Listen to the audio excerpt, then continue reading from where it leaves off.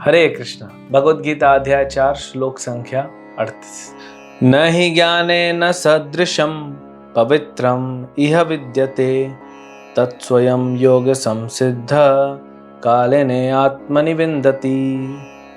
इस संसार में दिव्य ज्ञान के समान कुछ भी उदात्त तथा शुद्ध नहीं है। ऐसा ज्ञान समस्त योग का परिपक्व फल है। जो व्यक्ति भक्ति में सिद्ध हो जाता है वह यथा समय अपने अंतर में इस ज्ञान का आस्वादन करता है। तो भगवान क्या बता रहे हैं अर्जुन को? अभी देखिए ज्ञान का ही चल रहा है कि अर्जुन इस ज्ञान से तुम्हें क्या मिलेगा? मोक्ष मिलेगा। ठीक है, पापी से पापी व्यक्ति को भी मोक्ष मिल जाएगा। कैसे मिलेगा वो भी भगवान ने कल के श्लोक में बताया। अब क्या बता रहे हैं कि ज्ञान प्राप्त कैसे होता है, ये ज्ञान कितना महान है। ये जो भगवद गीता का ज्ञान है, दिव्य ज्ञान है, कितना महान है। यानी हजारों हजारों जन्मों के लिए जो योगी तपस्या करता है, हजारों हजारों जन्मों के लिए हमने यज्ञ किया, ये पढ़ा, वो शास्त्र पढ़ा, ये सब पढ़ने के बाद, इस यज्ञ करने के बाद, तपस्या करने के बाद, दान देने के बाद, ये सब जितना हमने पूर्व कर्मों में किया, उसके बाद ये दिव्य ज्ञान उदित होता है। सारी तपस्या कर ली तो ये जो दिव्य ज्ञान है इतना आसान नहीं। अगर आज हमें मौका मिल रहा है, आप सुन रहे हैं या पढ़ रहे हैं भगवद गीता को, मतलब आपने पूर्व जन्मों में बहुत ही तपस्याएं, पुण्य का काम किया है। कहीं ना कहीं हमने बताया ना, पाप का बीज भी है, इसीलिए फंसे हुए अभी तक संसार में। अब वो दिव्य ज्ञान के कारण क्या होगा?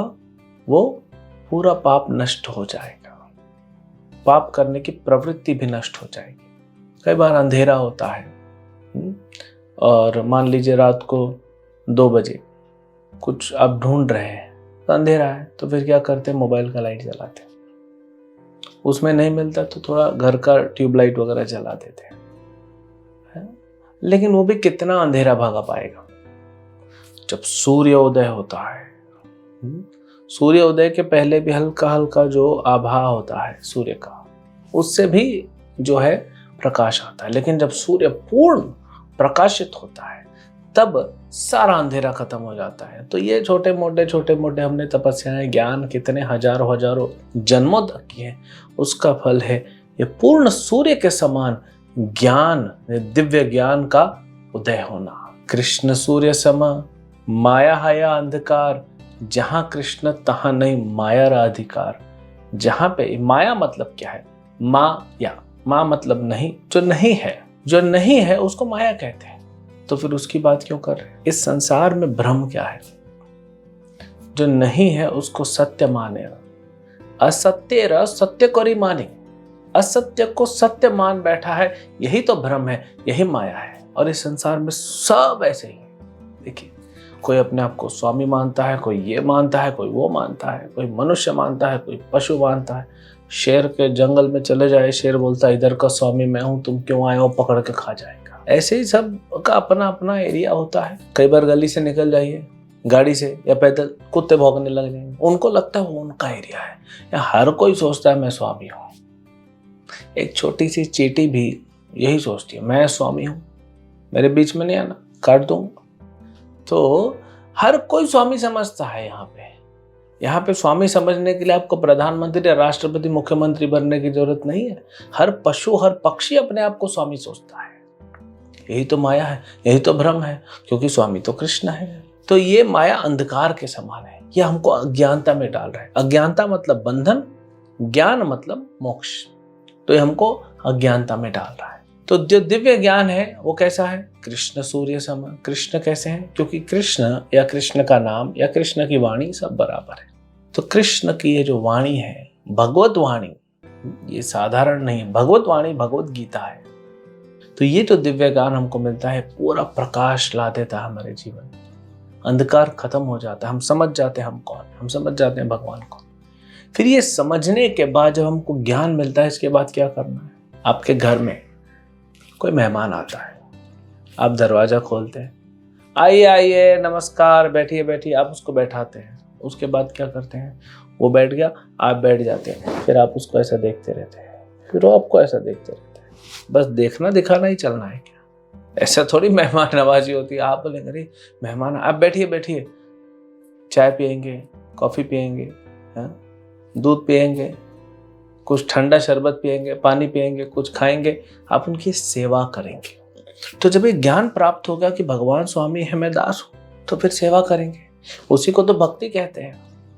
ऋषिकेन ऋषिकेश सेवनम भक्ति रुच्यते।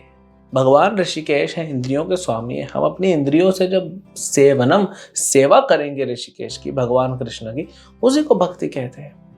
तो वो करना है। जब हम भक्ति करेंगे तो ये जो दिव्य ज्ञान हमारे सिस्टम में अंदर चल रहा है, इसका आस्वादन भी होता रहेगा। ऐसा नहीं कि ज्ञान आके बैठ गया, ये और बढ़ेगा और बढ़ेगा और बढ़ेगा, और आपकी सेवा बढ़ेगी, ज्ञान बढ़ेगा, ज्ञान बढ़ेगा तो सेवा बढ़ेगी, सेवा बढ़ेगी तो ज्ञान बढ़ेगा।